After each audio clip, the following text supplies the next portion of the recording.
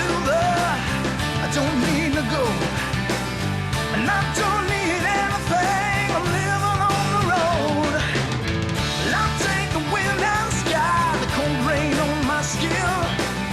When I taste that dirty water, I know I'm home again. Welcome to Maverick Fish Hunter. Today we're on the St. Mary's River system investigating the disappearance of the fabled king salmon. The fate of the kings are held in the balance as we search all possible reasons for the massive decline. My name is Troy Isaac, and I'm an avid sports fisherman and a conservation advocate. Come with us as we explore remote destinations in search of mysterious endangerment and the ultimate success stories, all while we hunt these animals in the dark waters of the world from PWCs.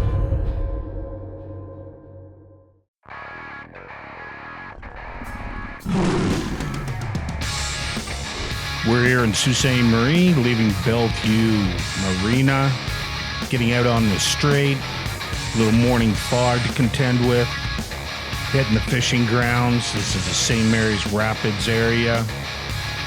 Excellent trout fishing, salmon, you name it, it's in here. Very shallow. You would not want to run a boat in here with a prop. A little higher up in the rapids, gets a little rough.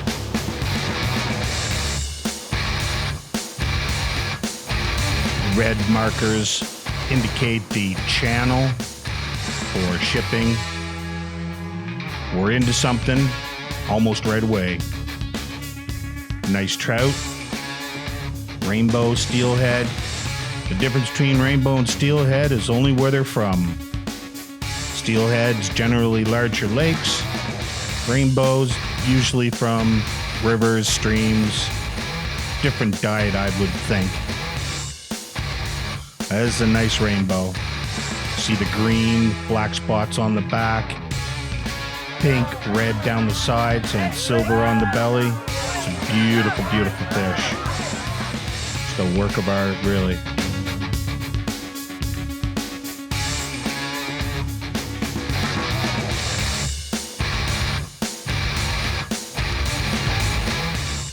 Beautiful cloud cover today, just enough to keep the sun off your face.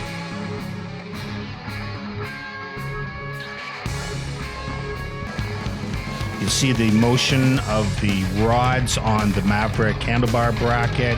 That's what I call jig trolling. So effective. So effective.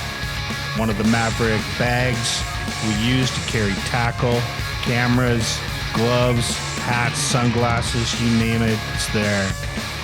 Well, we're heading back in for the day. Catch up to you shortly.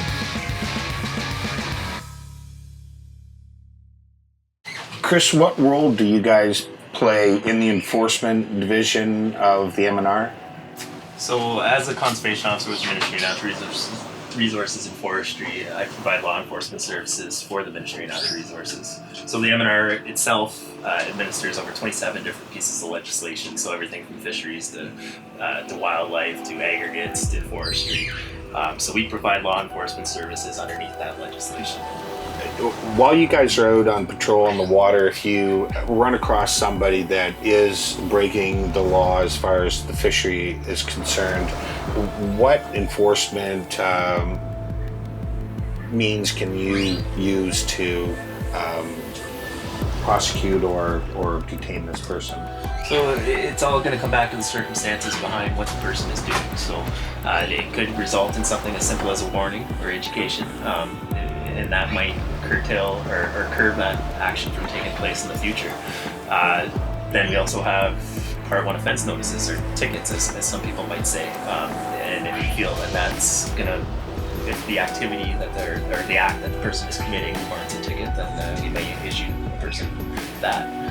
For more serious offenses, it could result in a court appearance at court, as well as property seizures and that kind of thing. And through the court system, we could end up ultimately obtaining forfeitures of property, a monetary penalty, and potentially even jail time, depending on how serious the violation is.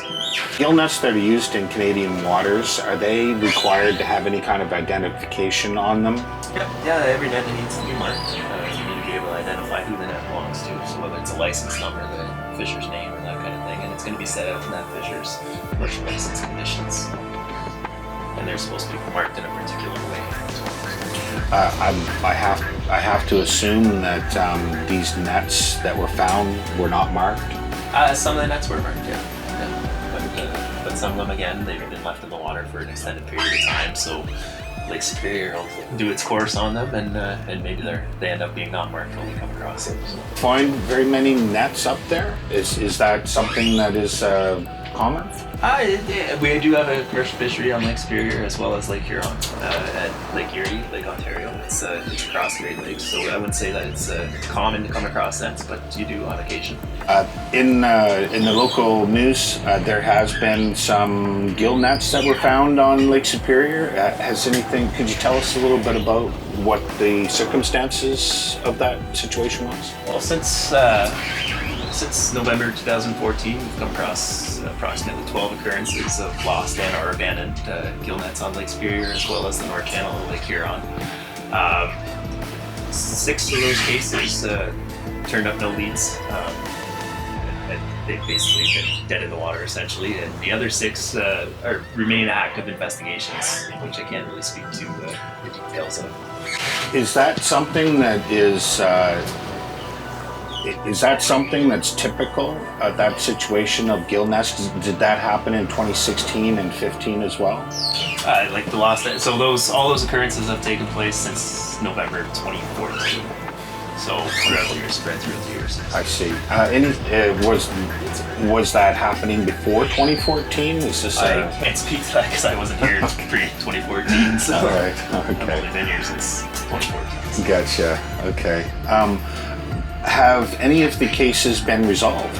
No, they're still working their way through the process, so they remain active investigations. So a lot of these things take years to get through. What ocean did the king salmon originate from?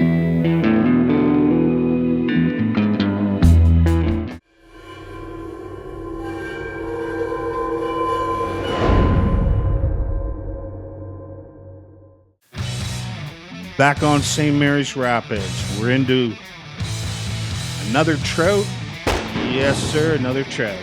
This one looks more like a steelhead than a rainbow.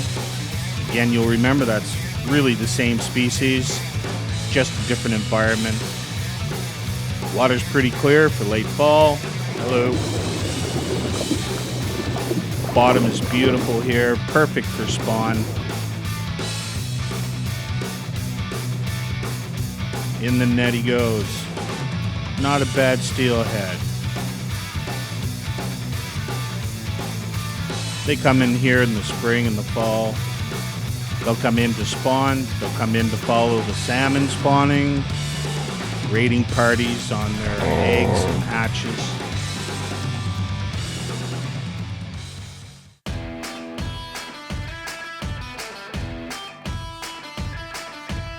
Doing a little jig trolling. Let's go underwater. Check out this large rainbow. Hitting the rod, hitting the reel, hitting the lure.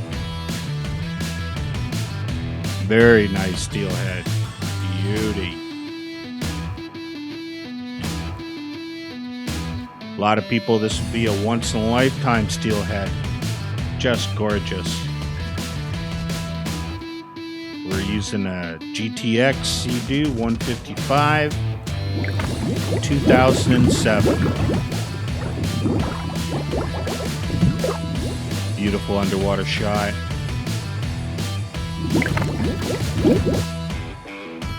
We use Kuma rods and reels, spinning rods and reel outfits, mounted on Ram rod holders and Maverick brackets. Beautiful. Look at the size of that guy. He's almost across. He has a little bit of pink, red down the sides, and his back is just a little bit green. Well, this is something different. I'm guessing either Atlantic, late fall, getting ready for spawn, or it's a brown. Can't quite tell. Well, markings look like brown, but it has the shape of an Atlantic. have a little closer look underwater. Nice looking fish. Nice and healthy, lots of fight left in it, so it's either pre-spawn or not spawning at all, just chasing other fish to spawn. He's hit a split body crankbait. Beautiful fish. Look at the red spots on the side. Looks so much like a brown trout. They are a fair rarity in these waters, though, browns. I have caught a couple trophy browns out of this area, but I'd have to go. This is an Atlantic. Late fall Atlantic. Nice fish. Atlantics are stocked by the LSSU Fish Hatchery on the U.S. side, Michigan, Sault Ste. Marie, Michigan. Brining, egg brine. Use the skeletons for soup stock. Nothing goes to waste. What ocean did king salmon originate from? You guessed Pacific. You were right. Greg, what's your position with the MNRF? Yeah, well, I'm a management biologist here at the Sault Ste. Marie District with the Ministry of Natural Resources and Forestry. And we have a number of biologists across Ontario. Greg, I want to ask you, as far as conservation goes, does poaching in this area have any real effect on numbers, or is it too small a number to be really considered? Well, poaching or any kind of illegal activity, it really hurts everyone involved because of all the efforts that we make with our partners and everybody else, you know, and the hatchery to try to raise fish, or in the case of natural stocks, you know. You know, a lot of questions are based around how does a person find out what lakes are stocked? Because I do know that you guys want people to go to these stock lakes. That's why you've put fish in there in the first place, to possibly take pressure off of lakes that need the pressure taken off.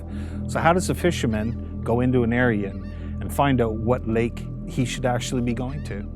Yeah, well, if you have an area in mind, let's say it's north of Sault Ste. Marie, for example, you know, say up in the Ranger Lake area, for example, and you're saying, I'd like to focus on, you know, this geographic area. First thing I would do is you could go to Fish Online. So you just, again, type in ontario.ca, just type in Fish Online, and you can actually zero in on individual lakes. And if it's been stocked, if that lake has been stocked, it will come up with the year that it was stocked, the number of fish that were stocked in that lake. Alternatively, if you're just kind of wanting to know in general within a larger geographic area, you could contact your local MNRF district office.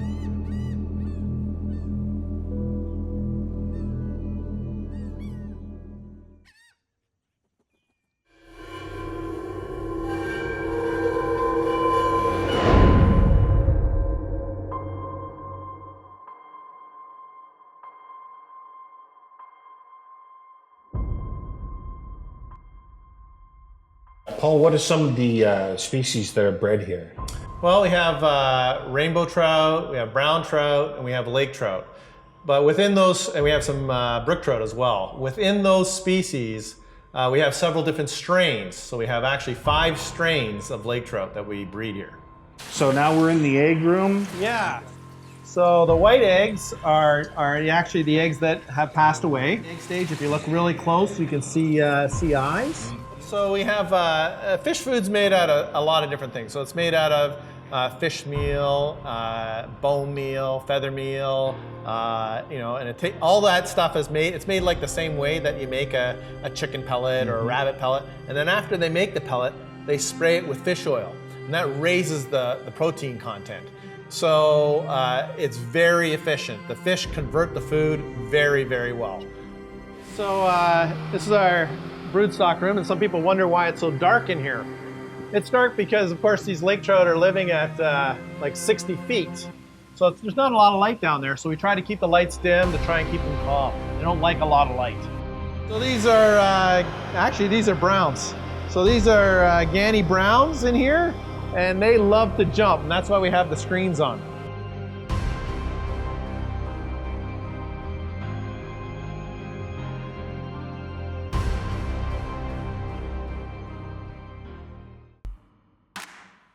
So this is the larger fish area for the fingerlings and your broodstock? Yeah, this is what we call our broodstock room.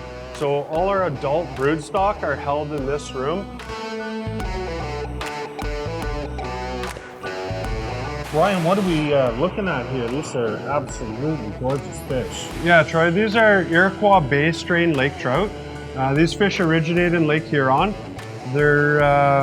These are all females that have already spawned, so we keep them separate from the females that haven't spawned, just so we're not handling the fish as much.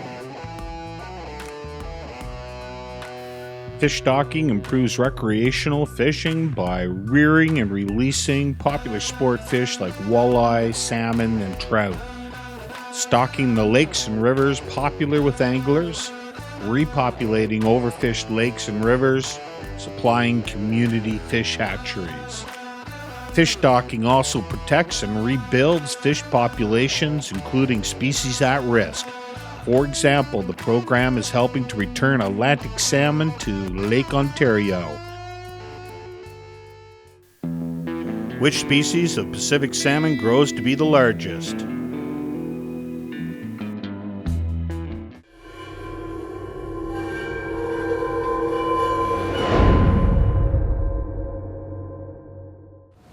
Stephen, how do we monitor the commercial fishing industry in the Great Lakes? Yep. So monitoring is done at a couple different levels. Commercial fishermen are required to report their catch on what's called the daily catch report. And so daily catch reports, when a fisherman brings in their catch, they're required to provide the data from that catch, and it goes on a form called the DCR, or Daily Catch Report. And we use this data, the catch in combination, what's reported on that is how much net was used to catch those fish. And this allows us to calculate or determine a variety of statistics. One of the predominant one is catch per unit of effort. So let's say how many fish are caught in a given number of meters of net, and this gives us an indication of relative abundance of a particular species in the lake. When a commercial fisherman is bringing in his catch, is it on the honor system for his reporting? To a certain extent, yes. It's the honor system that they're required to report. There are enforcement staff that are following up on these reports. So when daily catch reports are submitted, I would say that that part of it is on the honor system, but there's certainly monitoring by enforcement staff as well to look at the activities of fishers as well, just as they are in the sport fishery. So zebra mussels are also taking up, productivity in the system. And it's hard to know exactly what's going to happen when you have such a variety of species like that. But in general, the smelt numbers are down currently. The forage base for Pacific salmon has not been strong. So their numbers, they're not able to support as high a population as they were in the past. Alewife, also a non-native species, was a predominant food source for Pacific salmon as well. And those species numbers are down. And the system's almost reverting back to a more natural state in the sense that more native ciscos are coming back, becoming a little bit more abundant. And there's actually rehabilitation efforts for those species as well. And lake trout are starting to come back as well in parts of Lake Huron as well. So that top predator complex is changing. Which species of Pacific salmon grows to be the largest? If you guessed Chinook or king salmon, you'd be right. Next week on Maverick Fish Hunter, we'll be in Florida Keys.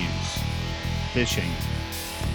Yellowtail, snook, snapper, mackerel, shark, swordfish, and cobia. We're back on the St. Mary's Rapids one more time, looking for that Chinook. And the whole show is about trying to find one of those elusive devils. They are hard to find. I fish this area on a regular basis. Used to be able to get 5, 6 per season. Be lucky to get one nowadays. But we thought we'd give it a shot. What we have here is a beautiful, beautiful male rainbow. Just a clunker. Pretty much a trophy, I'd say. The steelhead can get bigger than this, but for a rainbow, you're about to see a nice fish. Oh yeah. Nice male rainbow. Look at this beautiful, beautiful fish.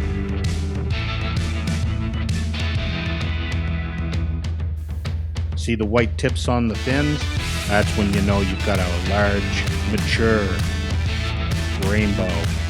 This guy, he's breeding stock. I put him back. So, what have we discovered here? Can we solve the mystery with the information we've collected? There are several reasons why the king salmon could have been reduced in numbers. Let's look at the factors that are most likely not affecting the population. Pollution. We have been told that the Great Lakes as a whole are cleaner and more pollution-free than ever.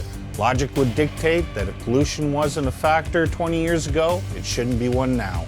Disease. The federal MNR has suggested there is not a known issue with any sickness among the population. This information, I believe, can be trusted. They have a good reputation for monitoring this situation. Poaching. While poaching is frowned upon and prosecuted at every opportunity, this activity likely is not the reason for overfishing. Saying this, we are referring to sports fishermen taking too many fish or out of season. Global warming. The temperatures of the Great Lakes have not varied to a degree that would kill off a hardy fish stock such as the Chinook salmon. Sport fishing. Even though the bag limit for king salmon is 5 and should be lowered to a more acceptable number like 2 in an attempt to take the fishing pressure off this already reduced stock, sport fishing is most likely not the root cause of a decline. Now that we have addressed the least likely causes, let's look at what's left. Gill netting. This is a complicated topic as there are 2 branches of this industry: the federally regulated commercial sector and the native controlled fishery. The native commercial fishery is self-regulated and basically wide open. So there is no way to manage it. We don't live in the 1850s anymore, so having this sector wide open is a problem using our modern day equipment. Secondly, using nets to poach rivers during spawn is a gross misconduct and only succeeds in killing off a whole generation of fish stock. Lastly, the gill nets that are abandoned on the Great Lake kill a significant amount of fish every year. This commercial fishery really benefits the few and hurts the many.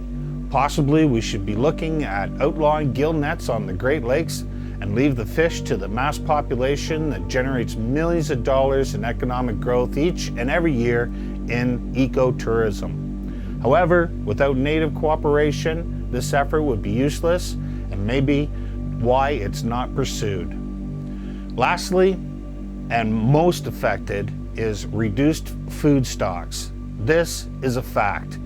The fish the kings prey on, namely smelt and edelwife, are down in population due to zebra mussels competing and winning for the same food source. When the food stock is down, the top predators like king salmon are going to be reduced in numbers. It's simple math. This then brings up the debate.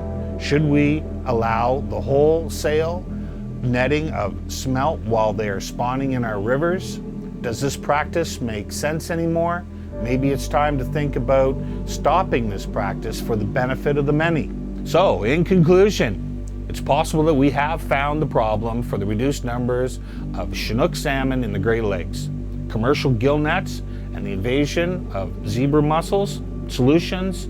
They are complicated to instill. However, they are obvious. Ban nets of any kind on the Great Lakes, commercial or recreational, and reduce the bag limits on king salmon that sports fishermen are allowed to remove at any one time to a more manageable number.